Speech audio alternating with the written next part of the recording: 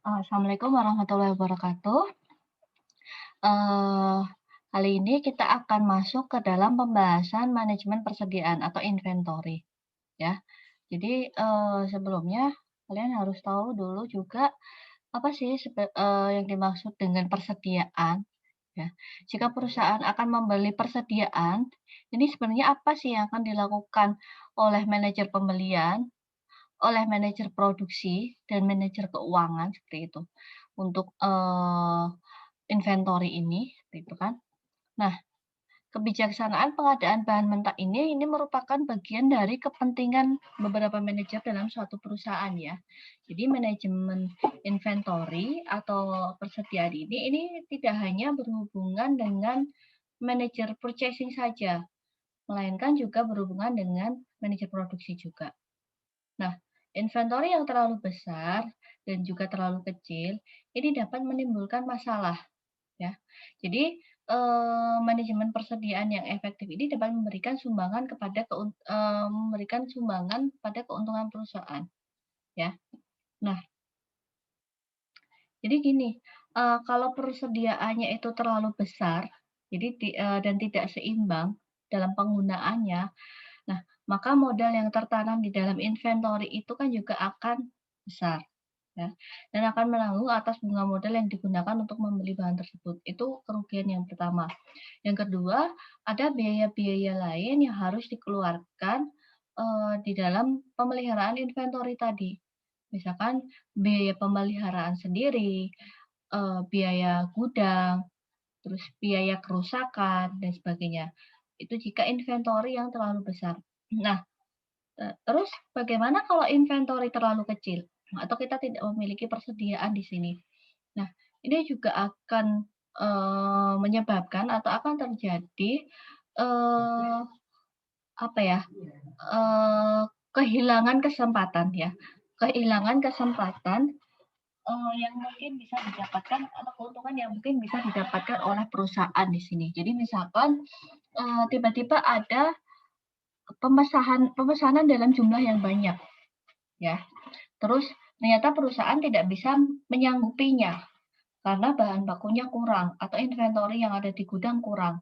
Nah, itu kan, kita bisa menghitung berapa berapa ini kehilangan kehilangan keuntungan yang didapatkan di sini, ya kan. Terus yang kedua, okelah kalau misalkan memang calon konsumennya itu mengerti, kalau tidak, katakanlah konsumen A, dia akan bilang ke konsumen B, "Nggak usah pesan di sana." Karena, dia tidak kemungkinan besar dia tidak bisa memenuhinya. Nah, itu kesempatan-kesempatan yang akan mungkin bisa didapatkan perusahaan itu akan hilang, ketika kita tidak memiliki inventory yang baik. Nah, selanjutnya ya, nah sebenarnya, persediaan di sini apa sih maksudnya? Persediaan ini tuh bisa dimaksudkan dengan barang-barang yang masih dalam proses pengerjaan atau proses produksi.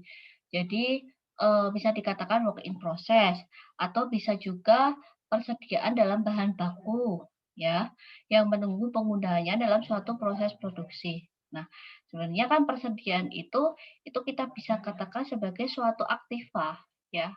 Jadi sebenarnya itu kan, keuangan juga ya atau, apa ya, investasi juga yang dimiliki oleh perusahaan yang meliputi barang-barang milik perusahaan, ya dengan maksud untuk dijual dalam suatu periode usaha tertentu. Nah, ada beberapa jenis jenis persediaan di sini. Jadi, salah satunya contohnya misalkan persediaan bahan mentah atau material di sini. Atau persediaan bagian produk atau komponen-komponen kecil. Kalau misalkan perusahaannya itu, assembly ya. Persediaan barang dalam proses atau work in process. Jadi, ini baru setengah jadi katakanlah. Atau bisa juga inventory produk atau inventory produk jadinya, barang akhir. Inventory bahan-bahan pembantu pelengkap atau komponen-komponen lain ya. Itu juga inventory dalam bentuk uang katakanlah itu tadi, suatu modal yang tertahan tadi, ya. Ruang fisik atau warehouse, ya, peralatan dan tenaga kerja. Nah, sebenarnya apa sih, pentingnya kenapa perusahaan itu harus memiliki inventory atau persediaan? Yang pertama, ini karena adanya unsur ketidakpastian permintaan atau demand. Itu tadi yang saya sebutkan. Ketika ada demand mendadak dalam jumlah yang besar, nah, eee, pasti perusahaan kalau misalkan tidak bisa memenuhinya, akan ada loss opportunity di sini, ya. Jadi dia akan kehilangan kesempatan untuk mendapatkan keuntungan yang besar kan. Nah, yang kedua, adanya unsur ketidakpastian pasokan dari supplier. Nah, biasanya kan supplier itu macam-macam ya. Ada yang mungkin dia, eee, apa ya, ada yang mungkin dia, waktu pengirimannya itu tepat, atau mungkin ketika barang sudah datang tetapi kualitinya tidak bagus, sehingga kita tidak bisa menggunakan material tersebut ya, berarti kan kita harus pesan lagi dan sebagainya. Dan yang ketiga, adanya unsur ketidakpastian tenggang waktu pemesanan. Jadi lead time-nya itu berubah-ubah. Mungkin kalau yang sekarang itu lead time-nya bisa 2 minggu, yang besok mungkin bisa 3 minggu karena, ketidakmampuan atau ketidaksiapan dari supplier sendiri. Nah, jadi di situ alasannya sehingga peranan persediaan ini dapat digunakan untuk menghilangkan resiko keterlambatan datang tadi, keterlambatan dari supplier tadi.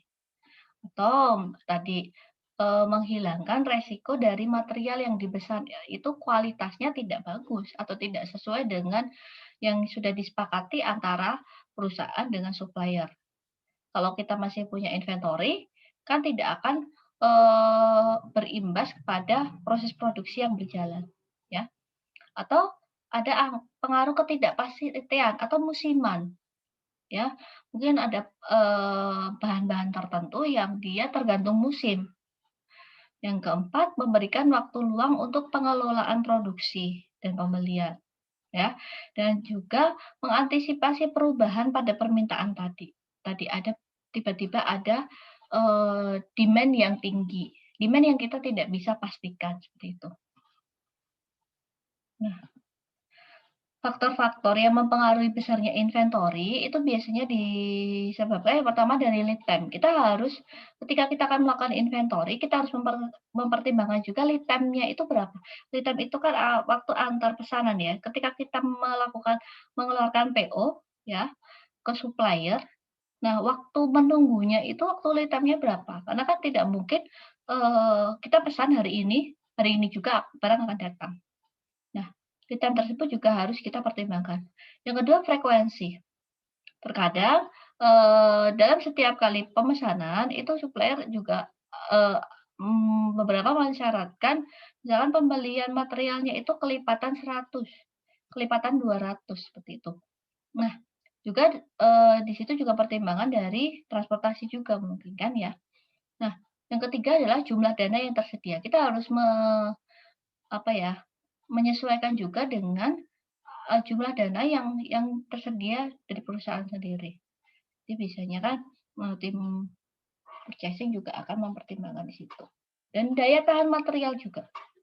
Jadi, eee, apakah kita akan menyimpan inventory yang besar untuk produk-produk konsumtif dengan daya tahan material yang tidak lama. Itu juga kita harus pertimbangkan juga. Atau mungkin dari unsur kerusakannya, itu juga kita harus pertimbangkan.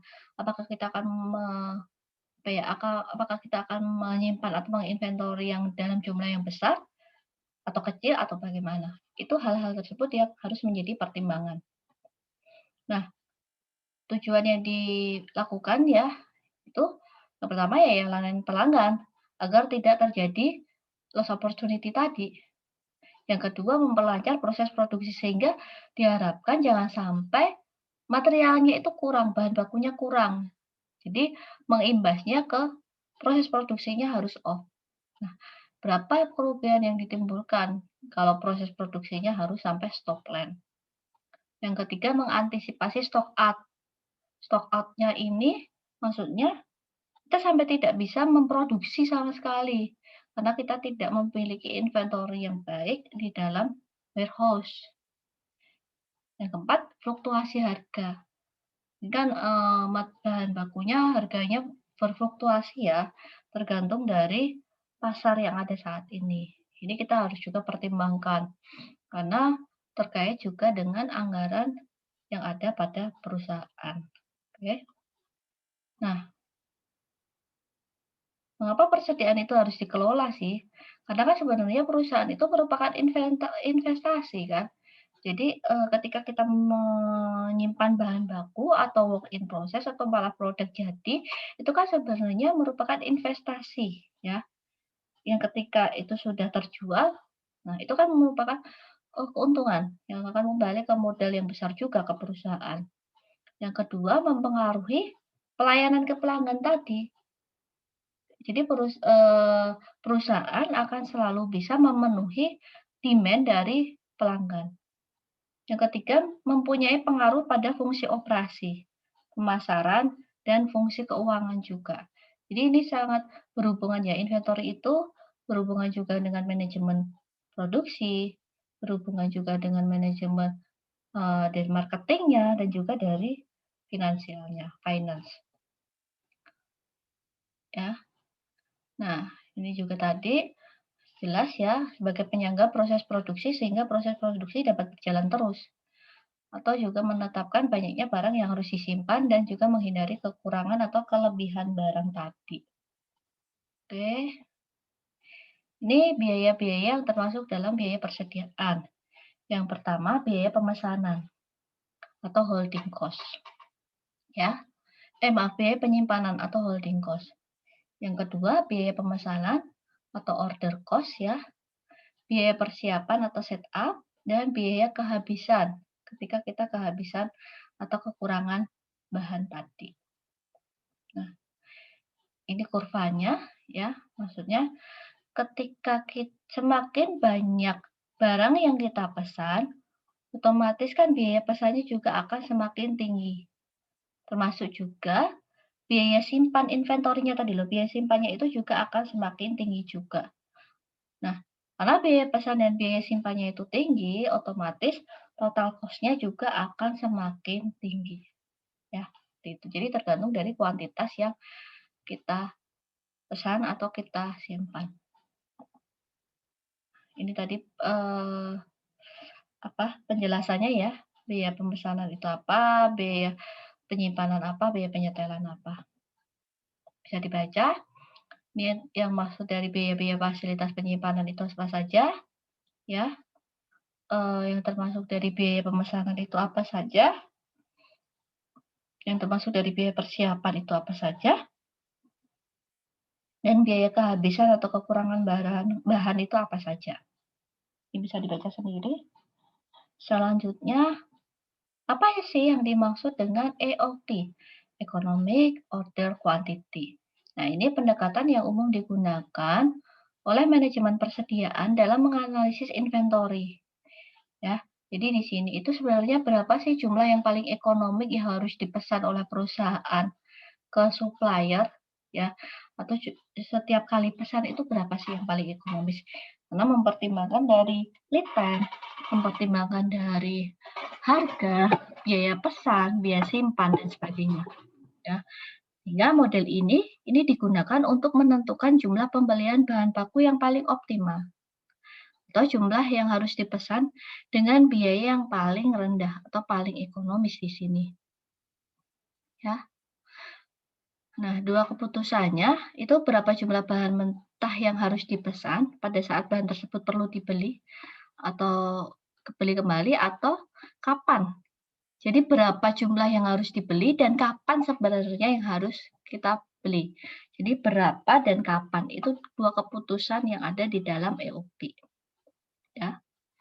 Nah, ini asumsinya permintaannya kita ketahui.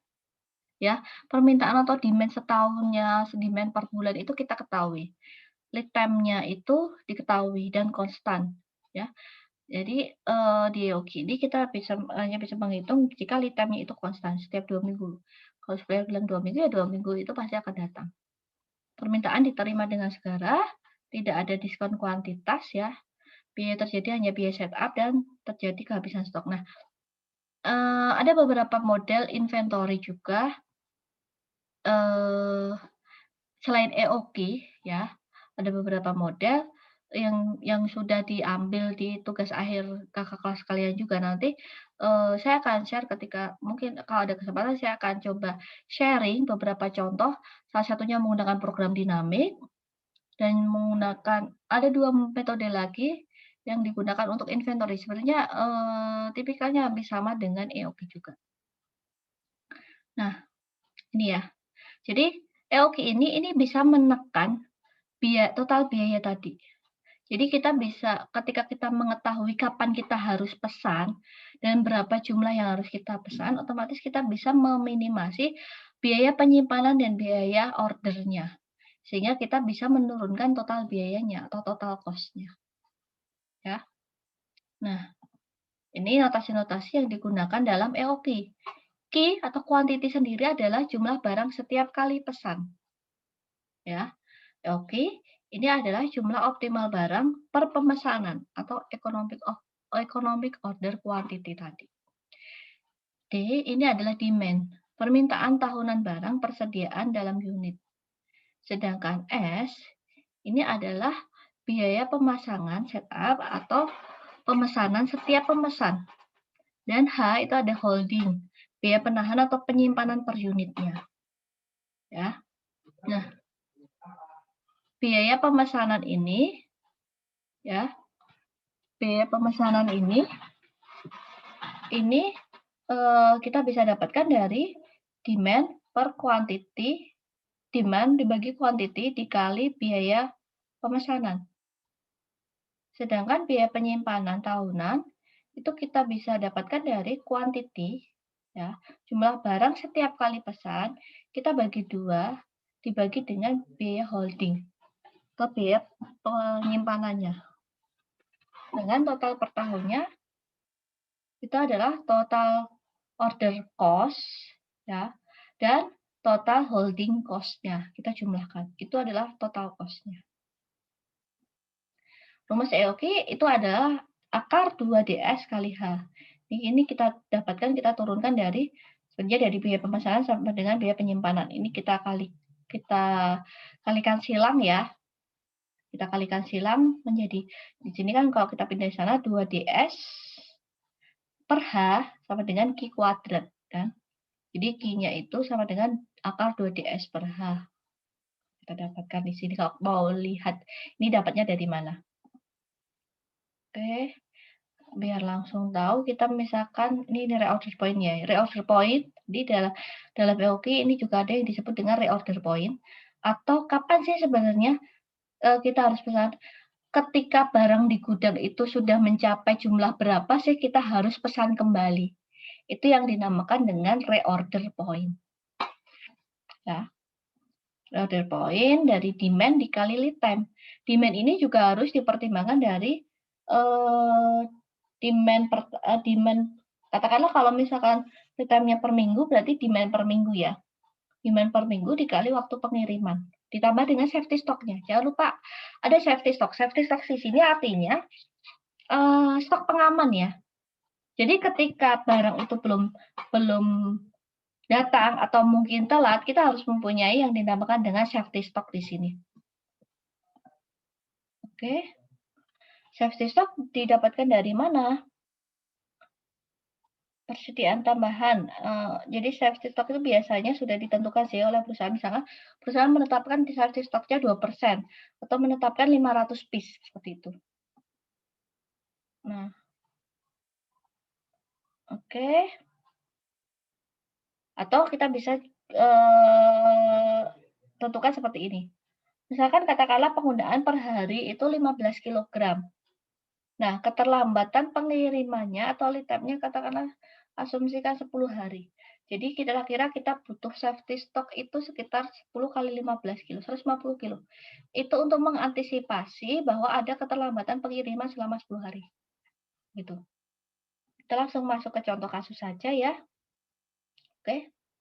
Perusahaan A ini melakukan penjualan itu sebesar 2,6 juta kilogram terigu. Jadi katakanlah ini demand-nya itu 2,6 juta kilogram terigu. Nah, biaya pemesanannya adalah $5.000. Biaya penyimpanan atau holding cost-nya itu 2% dari harga beli. Ya, 2% dari harga beli, sedangkan harga belinya adalah $5 per kilo. Nah, persediaan pengamanan, berarti di sini adalah safety stock, itu 50.000 kilo. Dan waktu pengiriman 2 minggu, atau lead time-nya ini 2 minggu. Dan setiap pemesanan terigu, ini harus dengan kelipatan 2.000 kilo. Berarti perusahaan tidak bisa kalau dia hanya memesan katakanlah 3.000 kilo. 3.500 atau 1.500 tidak bisa karena pemesanannya harus dalam kelipatan 2.000 kilo ya. Dan di sini kita akan menghitung berapa EOQ-nya ya. Terus berapa kapan waktu kita harus pesan, reorder point-nya ya di situ. Terus yang ketiga kita akan menghitung juga total cost-nya berapa. Total cost di sini berarti total biaya penyimpanan dan total biaya pemesanannya itu berapa. Oke. Kita kerjakan saja di saat ini ya.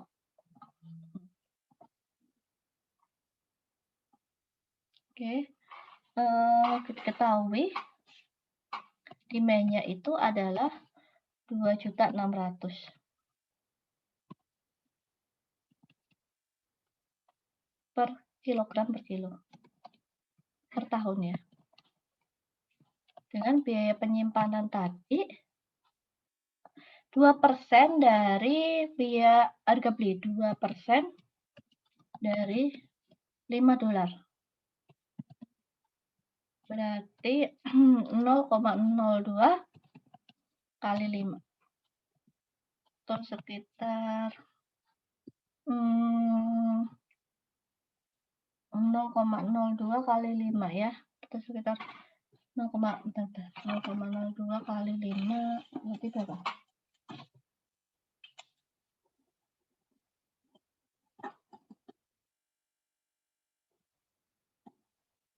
1 ya, $1. Oke. Nah, terus apa lagi tadi? Yang diketahui biaya pemasaran, biaya S tadi.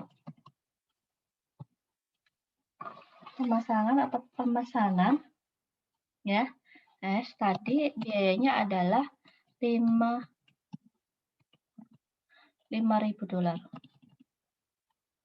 Untuk safety stock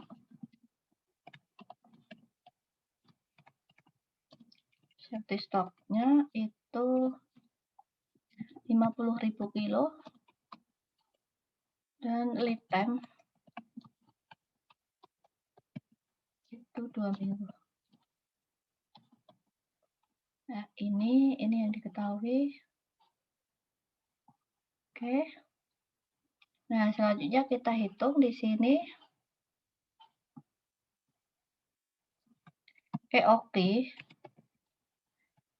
Kita ini akar ya.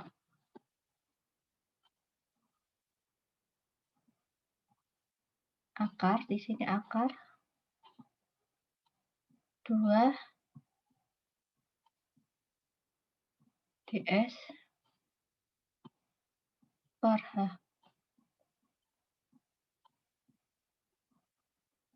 Jadi di sini sama dengan katakanlah ini akar berarti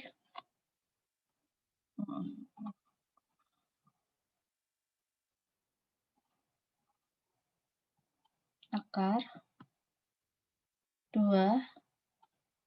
kali demand-nya tadi adalah 2.600.000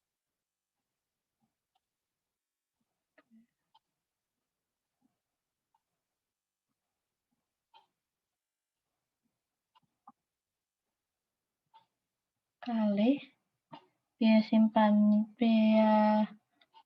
pemesanan tadi 5.000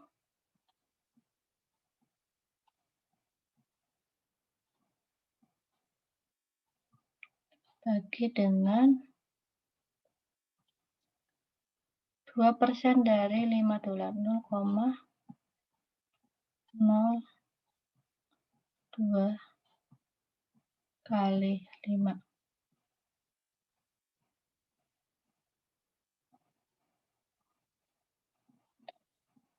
sekitar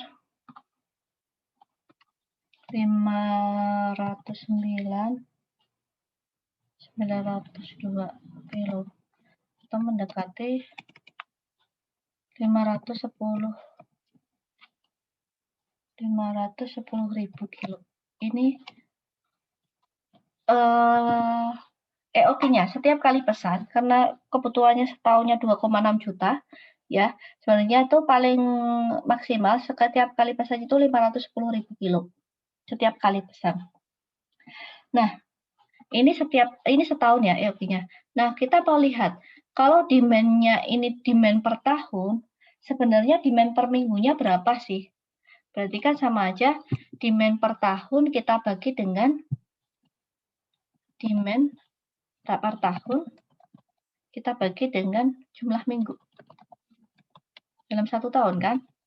Atau kalau kita mau hitung berarti 2.600.000 ya. Kita bagi dengan 1 tahun itu ada 52 minggu. Jadi sebenarnya demand per minggunya itu sekitar 50.000 kilo. Jadi kebutuhan terigunya itu setiap minggunya itu sekitar 50.000 kilo. Nah, persediaan pengamannya 50.000 kilo juga. Berarti ini safety stock-nya itu adalah safety stock untuk 1 minggu.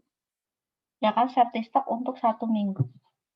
Nah, sehingga kita akan menghitung ya, kita akan menghitung sebenarnya kapan sih perusahaan harus melakukan pemesanan itu ketika kapan? Reorder point-nya itu ketika kapan? Reorder point-nya itu ketika kapan? ROP ini kita bisa hitung dari lead time ya. Kita kali dengan kebutuhan per minggu, baru kita tambahkan dengan safety stock. Oke, ROP kita bisa hitung dari lead time-nya, kita kalikan dengan kebutuhan per minggunya tadi berapa? 50.000 ditambah dengan safety stock. Jadi di sini lead time-nya adalah 2 minggu. Ya. Kebutuhan per minggunya itu adalah 50.000 ditambah dengan safety stock-nya adalah 50.000. Berarti ketika barang di gudang itu hanya tinggal 150.000 kilo, perusahaan harus pesan lagi ke supplier. Karena asumsinya begini,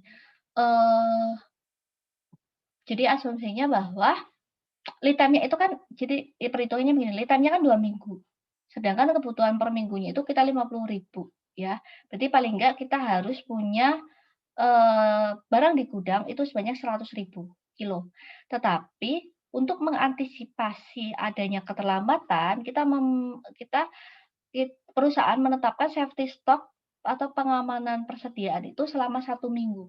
Jadi perusahaan mengantisipasi adanya keterlambatan maksimal 1 minggu di situ, 50.000. Jadi di gudang, jika bahan bakunya itu hanya tinggal 150.000 kilo, perusahaan harus melakukan pemesanan kembali. Ya. Nah, terus kalau tadi kebutuhannya kan 2.600.000 ya.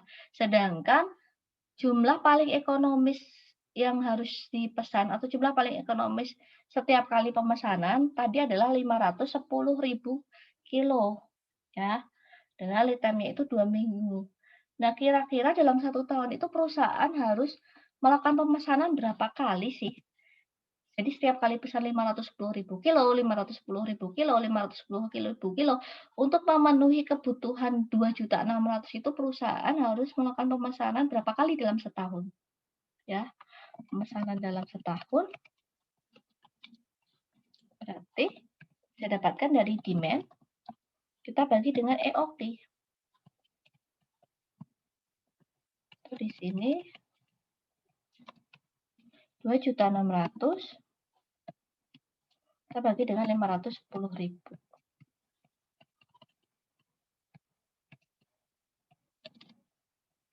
Atau sekitar 598 kali. Kalau kita bulatkan berarti menjadi 6 kali ya. 5,098 lah, 5,1 lah, 5,1 kali. Nah, kita akan turunkan atau akan naikkan. Ini kan kalau 5,098 atau kita bisa untuk menghemat biaya pemesanan, biaya pengiriman ya kita bulatkan karena 5,01, 5,1 kita bulatkan ke bawah 5 kali. Nah, itu satu tahun 5 kali pesan. Nah, kita bisa hitung lagi. Itu 1 tahun dalam 5 kali pesan. Nah, sekali pesan itu membutuhkan waktu lead time 2 minggu. Berarti sebenarnya berapa jumlah waktu yang harus, jadi gini, berapa sih jumlah waktu yang dihabiskan untuk memesan kalau sekali pesan 2 minggu, sekali pesan 2 minggu, lead time-nya 2 minggu, 2 minggu. Padahal kita membutuhkan dalam 1 tahun itu sekitar 5 kali pesan. Jadi berapa? Jadi kan lead time pemesanannya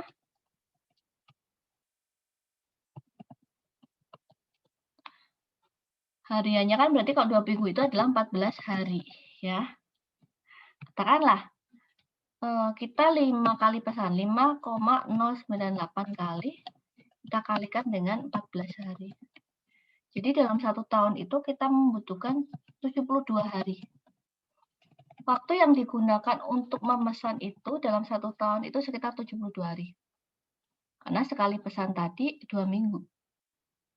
Jadi waktu untuk pemesanan aja dalam 1 tahun itu, kalau katakanlah 1 tahun 365 hari, 72 harinya itu untuk pesan. Proses pemesanan ya, proses pemesanan. Nah, 72 hari itu kira-kira berapa minggu sih? Kalau kita ini hanya dipindahkan ke minggu ya.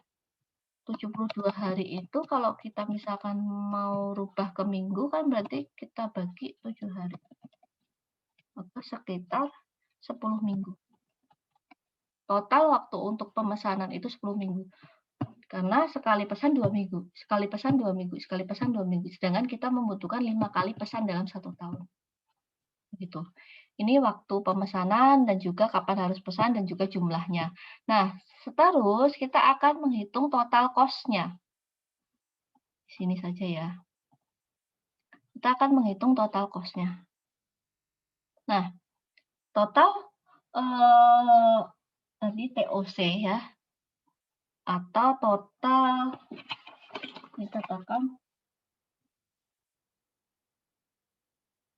oke, bentar. Kita di sini dulu. Kita akan menghitung biaya penyimpanannya. Total holding cost-nya itu tadi rumusnya adalah quantity atau EOQ-nya tadi, kebutuhan ekonominya tadi, kita bagi 2, dibagi dengan biaya holding cost-nya. EOQ-nya tadi adalah 510.000 kilo, bagi 2 kali dengan holding cost tadi kan 2% dari $5. 2% dari biaya pemesanan. 2% dari biaya apa tadi ya? 2% dari biaya harga beli, maaf.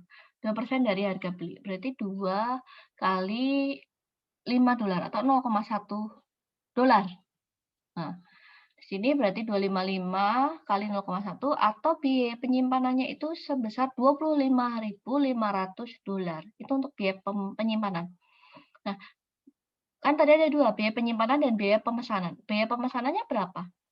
Biaya pemesanannya itu dari demand per tahun, kita bagi quantity ekonominya atau EOQ-nya, kita kali dengan setiap pesan itu berapa. Ya, sama aja ini tadi tuh di pergi tadi sama aja dengan berapa kali sih sebenarnya kita harus pesan. Kan tadi 5 kali ya. Jadi setiap pesan itu kan 510.000, 510.000, 510.000, sedangkan kebutuhan per tahun 2.600.000. Jadi ini tuh sebenarnya sama aja dalam 1 tahun itu kita harus berapa kali pesan? 5 kali pesan. Setiap kali pesan berapa? $5.000 biayanya. Berarti biaya pemesanannya itu dalam 1 tahun $25.490.000. Karena dalam 1 tahun kita akan melakukan pemesanan sebanyak 5 kali tadi. Sehingga masih ada satu lagi, biaya safety stock. Kita harus menghitung juga biaya safety stock-nya. Untuk penyimpanan di gudangnya tadi, safety stock. Untuk biaya untuk jadi kan tadi ada jumlah safety stock-nya itu kan 50.000 ya. Nah, di situ kan ada biaya penyimpanan juga, karena itu termasuk barang. Walaupun safety stock kan dia tetap harus diperlakukan ya. Maksudnya dia tetap akan dikenakan biaya penyimpanan karena ada perlakuannya juga ya. Untuk membayar listrik, untuk membayar satpam dan sebagainya. Nah, jumlah safety stock-nya adalah 50.000, sedangkan biaya penyimpanannya kan tadi 2% dari $5 dari harga beli. Berarti biaya safety stock-nya adalah 5.000. Jadi kita tidak hanya menyimpan jumlah EOQ-nya saja, tetapi safety stock-nya kita juga harus. Jadi semua jumlah barang yang ada di gudang kita hitung atau kita kenakan biaya penyimpanan tadi, ya. Jadi biaya penyimpanan untuk safety stock adalah $5.000. Sehingga total cost-nya itu menjadi biaya penyimpanan yang untuk EOQ 25.500 ditambah biaya pemesanan karena 1 tahun 5 kali pesan, $25.490 ditambah biaya safety stock tadi, biaya penyimpanan untuk safety stock tadi $5.000. Atau dalam 1 tahun perusahaan akan mengeluarkan total cost-nya itu sebanyak $55.990 gitu. Sehingga nah di sini ini peranannya sebelum ini kan dalam 1 kali pesan ya, 13 kali 560.000 tadi ya. Nah, ketika kita bisa hitung dengan EOQ ya, jadi tadi ketika 150.000 kita pesan tadi, ini safety stock kita reorder poinnya, kita akan menghemat biayanya tadi. Nah, ini ada studi kasus, silahkan kalian coba pelajari, kalian hitung ya, studi kasus ini. Jika perusahaan itu akan membeli terigu sebanyak 650.000 kilo, maka biaya pengiriman ditanggung oleh perusahaan pengelola gandum. Jadi dia akan ditanggung oleh suppliernya sebanyak $3.500. Nah, apakah penawaran ini menguntungkan atau tidak? Silahkan kalian analisis sendiri. Oke. Untuk inventory hanya sekian, silakan kalian bisa baca sendiri. Nanti kita akan bahas lagi atau diskusi lagi ketika Zoom, dan saya akan coba, dan jika ada kesempatan saya akan menampilkan contoh inventory dengan metode lain yang sudah diangkat menjadi tema pada tugas akhir kakak kelas kalian. Oke, kurang lebihnya mohon maaf. Wassalamualaikum warahmatullahi wabarakatuh.